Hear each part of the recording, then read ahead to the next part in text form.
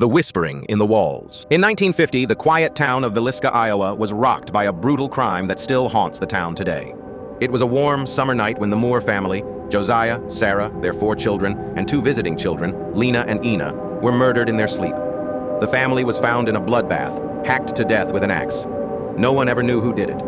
As the investigation went cold, strange rumors began to swirl around the town. It was said that on moonlit nights, you could hear faint whispers echoing through the walls of the Moore house, as though the spirits of the murdered victims were still trapped inside, unable to rest. Sarah and Josiah Moore were simple, good-hearted people. Their home was humble, but full of love and warmth, especially for the 2 visiting girls. What could have led someone to commit such a horrifying crime? The police suspected a variety of people, but there was never enough evidence to convict anyone, and the killer, whoever they were, was never found. Years passed, and the house sat abandoned, left to decay. But there were rumors of strange occurrences. People claimed they would hear muffled cries when standing outside, or see the silhouette of a figure staring from the upstairs window when there was no one inside.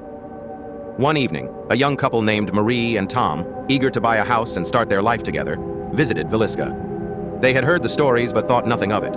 The house was cheap, and they thought it would be an interesting fixer-upper. Ignoring the warnings from the locals, they decided to make the purchase.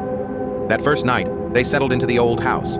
It creaked and groaned, the sound of the wooden floors underfoot feeling like the house itself was alive. As they lay in bed, Tom heard something strange, a faint, raspy whisper. He turned to Marie, but she was sound asleep. The whispers continued, growing louder as the night went on. Tom's heart raced, but he convinced himself it was just the wind. He tried to ignore it, but then the whispers turned to words, guttural, low voices that sounded like they were coming from the walls. "Help us! Find him! Stop him!" Suddenly, the room grew cold, the air thick with something dark. Tom sat up, heart pounding. The whispers were now joined by a soft, rhythmic thumping, as though something heavy was being dragged across the attic floor. Tom's courage faltered, but he grabbed a flashlight and crept upstairs. He opened the attic door and scanned the room, but it was empty. Nothing but dust and broken furniture. He shone the light on the walls, and that's when he saw it. A strange, dark stain near the corner, something that looked like dried blood. His breath caught in his throat.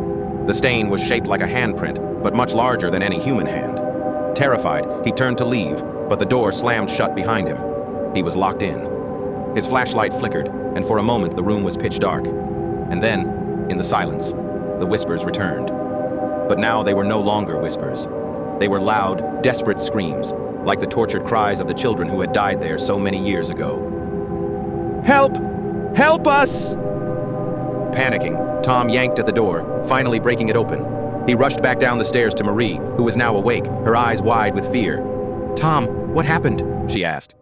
"We have to leave," he gasped. "Now!" They fled the house that night, never to return.